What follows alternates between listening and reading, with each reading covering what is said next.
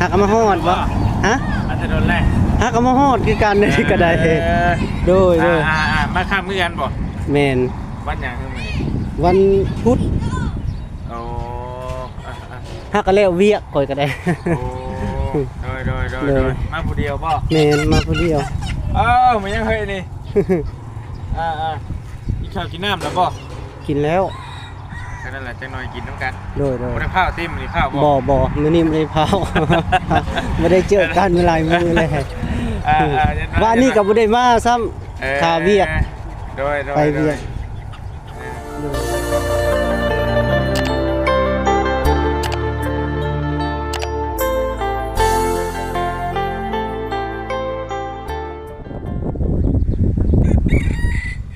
มาฮอดบ้านน้องไฟฟ้าแล้วบ่แก้วก็หากันมาฮอดน้องพี่น้องเนาะบ่แก้วก็มาหาตอนแรงมื้อนี้น้องพี่น้องเนาะเพราะว่าหากะวางเวียกบ่แก้วก็ลงมาน้องพี่น้องเนาะหาก็ขึ้นมาบ้านน้องไฟฟ้า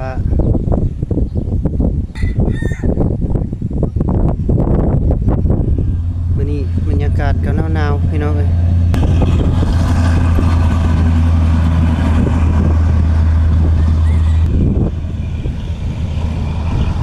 ทักทายสบายดีพ่อแม่พี่น้อง FC เบิดสุขสุขคนทางฝั่งไทยฝั่งลาวและต่างประเทศนำเด้อเนาะยินดีต้อนรับเข้าสู่2ของเบาแก้วชาแนลคือเก่าพี่น้องเอ้ยเบาแก้วก็มาฮอดบ้านน้องไฟฟ้าแล้วพี่น้องเอ้ยน้องเพิ่นโทรเบาแก้วยามใดเจ้าสิขึ้นมาหาเนาะเบาแก้วก็ว่าตอนสิแรงๆก่อนว่าเบาแก้วกับคาเวียกเนาะพี่น้องเนาะแล้วเวียกแล้วก็เบาแก้วกับแลนขึ้นมาพี่น้องเอ้ยขึ้นมาหาน้องเพิ่นแล้วก็เบาแก้วกับไปเบิ่งเพื่อนของน้องไฟฟ้าเนาะพอสร้างเล่าก็พอใส่ละพี่น้องเนาะโอเคเนาะพี่น้องถือว่าเข้าไปเบิ่งนำกันเนาะเด้พี่น้องเอ้ย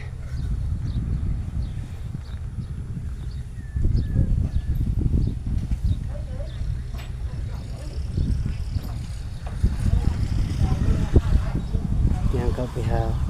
ถ้าตั้งโทรศัพท์ลง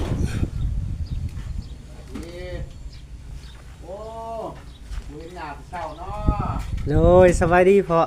สบายดีโดยก่อขึ้นสูงแล้ววันนี้เนาะโดยสูงเลยแล้วโดยใกล้แล้วเนาะน้องเพิ่นเด้ไปใส่ไงบ่ขอสร้างเพิ่นก่อขึ้นสูงแล้วพี่น้องเอ้ยเดินโจ๊กพี่น้องใกล้แล้วทั้งนี้ก็แล้วอะไรนี่พาพี่แล้วพี่น้องเอ้ย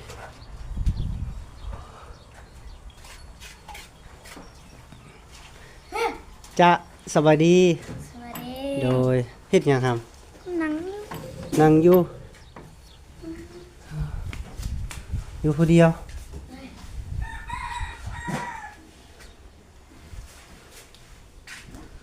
ไปคือมีฝ่ายผูกแขนไปซื้อนมให้บัดจันแล้วเมื่อแล้วบ่โดยบ่แซนก็มาบ่ตาไปแล้วบ่ไปเบิดแล้วเพิ่นคือสิปูนมั้ยจ๊ะเราขอไปนาลายโดยนาลายว้ายแล้วก็บอกคำนำโดยอายบ่มีหยังมาตอนได้เพราะว่าอายกะเพราอายหากะแล้วเวียกกิน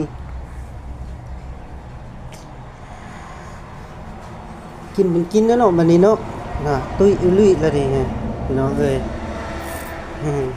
เป็นตาแพงแล้วเด้นี่ได้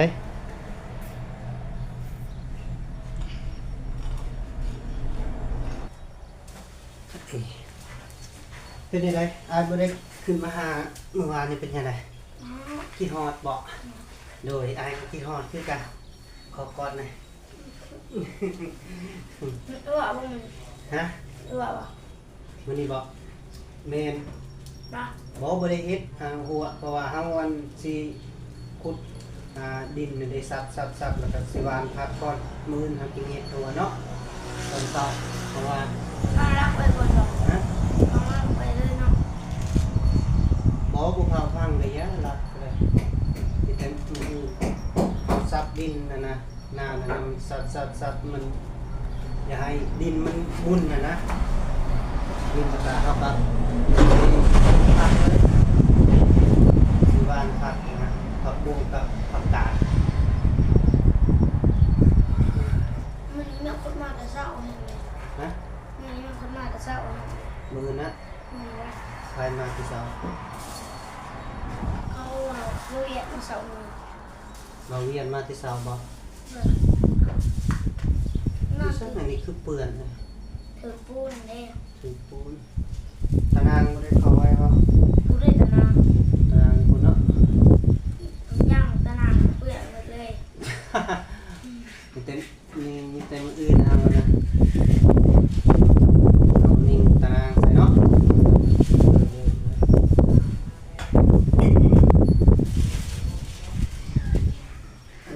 เอาก็ไปเอาไปปลางัวเข้านะฮามไปไล่มึงดูมันกินเบิดแล้วได้อะมันอันน่ะบักทั่วแห่แม่นแหละเกิบคือผู้ไซนี่บอนนี่ยังเนินเนาะพี่น้องเอ้ยบ่แก้วสิพุดลงทางเข้ายู่รอก็ยากโอ้น้อง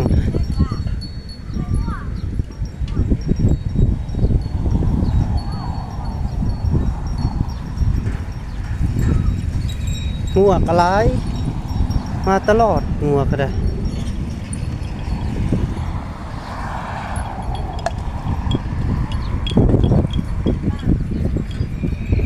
คราวนี้ก็เราก่อขึ้นแล้วพี่น้องเอ้ยแล้วนะ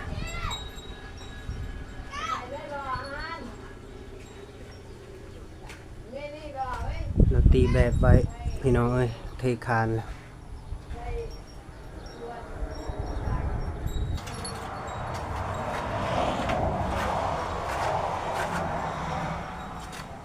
เห็นการลายมือเนาะเปล่าแก้ว โดยบ่ได้เห็นกัน เนื้อบ้านบ่ บ่ ตาเด็กเนาะ แม่นค่าเวียกวานนี้กะเฮ็ดเวียกอยู่นะกะเพื่อสิแล้วมื้อนี้ก็คือกันนั่นละแต่ว่าญาติเวลาก่อนบ่ได้มาเด้แต่ก็เลยมาก่อน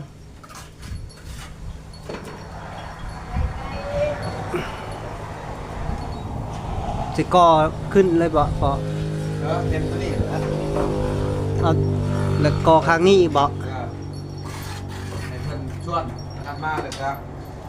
ยุ่งชายผู้ชมทุนเลยแล้ว โดย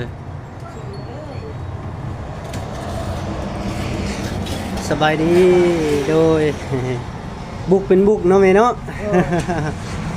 โอ้ดีใจใกล้แล้วฮะไข่ยัง คือกัน ไข่อยู่ใส่ ไข่ไก่หน่วยนี่จะบอก2หน่วยหน่วยนี้มันคือยาวหน่วยนึง มันพักได้นี่ใดดำๆเอาไปไว้ไป มันได้ลูกมันอาหารแล้ว มันออกมันต้นหั่งเอง ยัง ล่ะ อันดียังเอาไปไว้ก่อนจัก2 มือ 3 มือไป มันบ่ผักนะ บนได้แหละเจ้าเห็นอยู่ใส่ ผูกจะบนกระตุกแม่มันไม่ชอบ กระตุกใส่ บนนี่จะมีหัวเลย ไปเอาไปไว้ไป แม่มันใส่เลยเขาเห็นอยู่แม่มันได้ลูกทำโต ลูก3 โตวไปทำไป ไก่อยู่เรื่องเดี๋ยวมีไก่แม่มันชื่อเรื่องแบบแม่ เจ้าเห็นอยู่ใส่เจ้าเห็นอยู่ใส่ ไก่นี้เรื่องที่เขาเห็นคุณเขาเลี้ยวไปถึงกุกมันกินแล้วเขาเลี้ยวเด้เลยพอลี่ แม่นบ่ แม่นไงเราใช้ที่ไปจอดนะ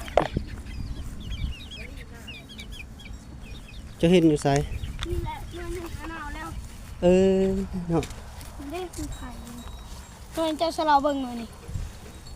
แรกมีน้ำนะ ตัวนี้เน่าแล้วนะหมาไก่อยู่พี่เนาะเนาะ ทั้งตัวไข่ทั้งเลือดตัวหนึ่งมีนึงนะ ผักอยู่ในผมนั่นบุกไข่เนาะอยู่ในเฮือนในคอกนะ โบผักตัวเดียวหนึ่งมีลูกสามโตวนี่ก็ลูกสามโตวนี่เป็นฮักโตวเฮ้ยบอลลี่ สักหน้อยนี่แตกมันบ่แตกแล้วได้นี่เนาะ ด้วย มันโตนหังเลยไปเอามือซะไป ให้พอสร้างแล้วอันน่ะต้มกินซะเนาะมันบ่แตกแล้ว ช่วงไหนคือกันวะ หึ ไข่ยังมาจะใส่นี่ คือไข่น้อยแท้ ด้วย ไข่โตบ่ดีหน่อย อ้าว เออมีอะไรลู ส ก ลันกึกกึกกึกไป หนาวปะล่ะหนาวซ้อนหน่อยไข่ยาวเป็นไข่แมวปะจ๊ะ โอ้แมวมันสิมีไข่ ไข่ไก่พอแหละแต่ว่ามันไข่น้อย โอ้หนองพื้นนี่ไข่ไก่ไปน้องเอ้ย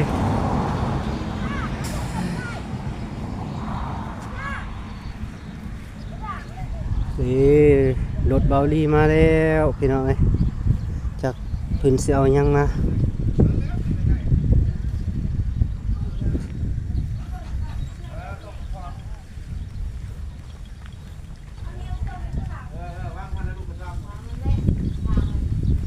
มันโตนหัง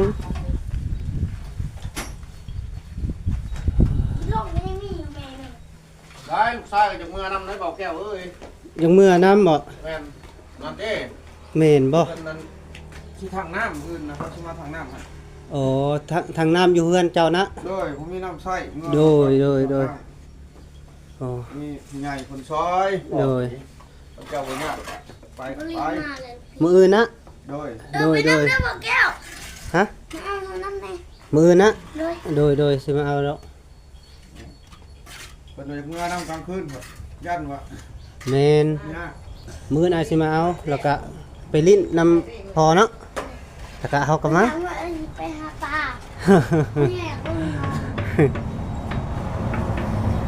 ปลาเป็นใหญ่ทำกระโต้งให้พวกปลาน่ะ ป่าอยู่ไส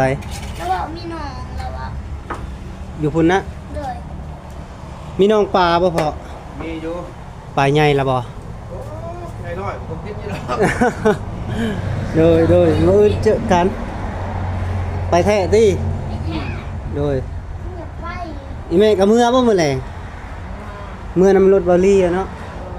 ไม่อยู่ที่ข้างหน้าข้างหน้ามันไม่โม้ วันนี้มา อันนี้เรามาเลย วันนี้ยัง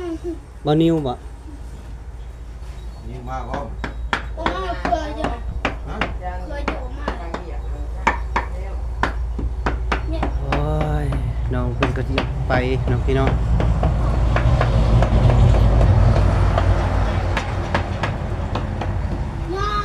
ไปแล้ว แกะไก่ สิขึ้นกอบ่ ขอได้ กอเป็นนะบ่ เป็นไร เป็นได เวทแล้วมันชูงบ่ขึ้นชูง บ่ขึ้นลูกละลง กำน้อยของเพิ่นนอนได้หันได้ของเพิ่นเป็นง่ายได้เพิ่นบ่ให้เบิ่งได้เจ้าเพิ่นชูงได้ แม่น เออ ลง ลงตกได้ ขอลำได้ขอลำได้คุณเจ้าบ่มีเวียกไปเอาทรายพุ่นยู่ชะลอมาปล่อยปูนให้แม่เจ้าเพิ่นเด้อเอาลอกเครื่องนะลูกเด้อ ก็จะเปิดเนี่ยเฉย ไปไปอยู่ทรายไป เด้อลูกเด้อซอยแม่เจ้าเด้อแม่เจ้า จะ ไป ไป เฮ็ดงานเพิ่นเราบ่ได้นอน หึ ไปจังไห้เฮือนเจ้าแล้ว อะไรนอน อยู่มา แม่ไก่มันน่ะ ฮะ แม่ไก่มันน่ะเบิกแล้ว สบายดี โดยหักเอามาฮอดบ่ฮะ อาจจะโดนแรก หักเอามาฮอดคือกันเลยก็ได้โดย มา มาข้ามเมื่อกันบ่ แม่น วันหยังคือมื้อนี้ วันพุธ โอ้อ่ะ ฮักก็แล้วเวียกข่อยก็ได้ โอ้โดยมาผู้เดียวบ่ แม่นมาผู้เดียว เอ้ามันยังเฮ้ยนี่กินข้าวกินน้ำแล้วบ่ กินแล้ว แค่นั้นแหละจังหน่อยกินน้ำกัน โดย บ่ได้ข้าวติ้มนี่ข้าวบ่ บ่มื้อนี้ไม่ได้เผา ไม่ได้เจอกันเมื่อหลายมื้อเลย ว่านี่ก็บ่ได้มาซ้ำคาเวียก โดย ไปเวียก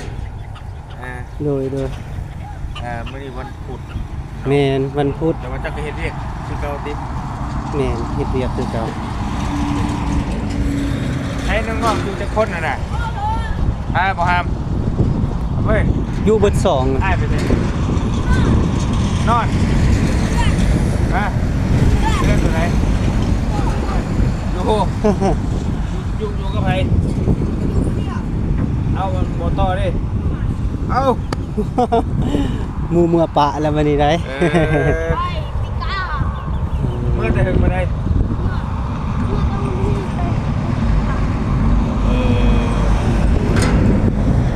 มาแต่บ้านพุ่นล่ะบ่ ไปร่วมกับช้างมันก็เด้อ โดย ว่าจะเกาะเฮาพอดี ว่าเ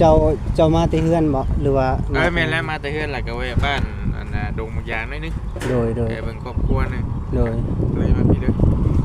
เราก็ยังว่าสิไปอยู่ดงยางก็ได้ แต่ว่ายันไปแล้วบ่เจอเขาแล้วมันเสียเวลา อยู่ตลอด อยู่ตลอด แม่นไปทางไหน เด้อวันนี้แชร์เชียมเด้อ โดย จะไปคุยกับช้างกันเด้อ โดย จะได้เจ้าไอ้ดูกันนี่แหละ โดย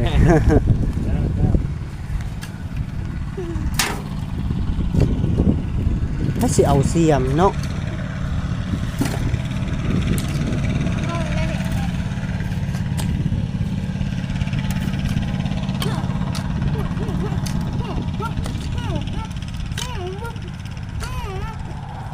อึ๊บบ่ได้ครึ่งบ่บัดนี้นะบ่ทรายนะบ่ได้ครึ่งบ่ มือมันแล้วเคย คันโบกละครึ่งเนาะ เลย อันนี้บ่ได้ครึ่ง อ้าวพ่อเนาะ พอแล้วลูกละ นี่ได้ตำแตกสิแปะที่ไหน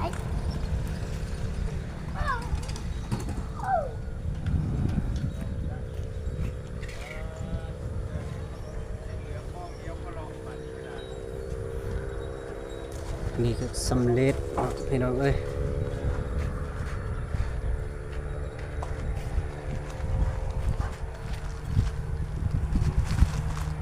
ใส่หมูเจ้านั่นละเมื่อแล้วบ่ต่อ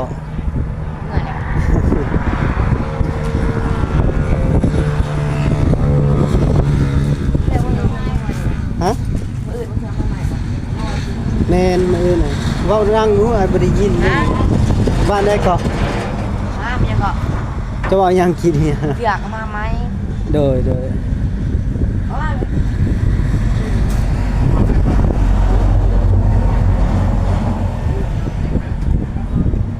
พูดมีหรือเปล่า ต้องขยันนี่ลีเนาะพี่น้อง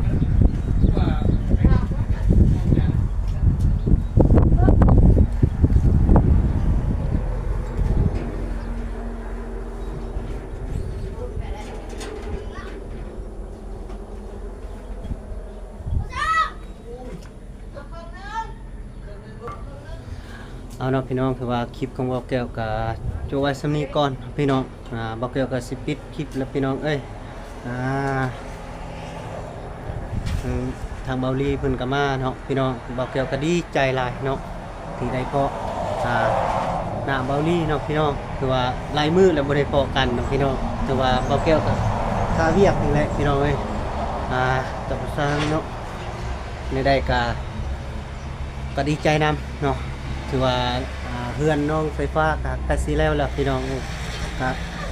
ก่อสร้างเพิ่นก็ก่อขึ้นแล้วเนาะมีแต่ว่ารอท่าก่อสร้างเป็นมื้ออื่นก็สิได้เมื่อทางนำมาด้านเนาะอยู่บ้านเราโอเคเนาะพี่น้องถือว่าติดตามครับติดตามชมคือเก่าพี่น้องเอ้ยต่อไปนี้ก็ขอใส่พรเนาะที่ FC ผู้ติดตามครับตามชมมีสุขภาพเข้มแข็งแข็งแรงเด้อพี่น้องเด้อเอาพวกใจเด้อ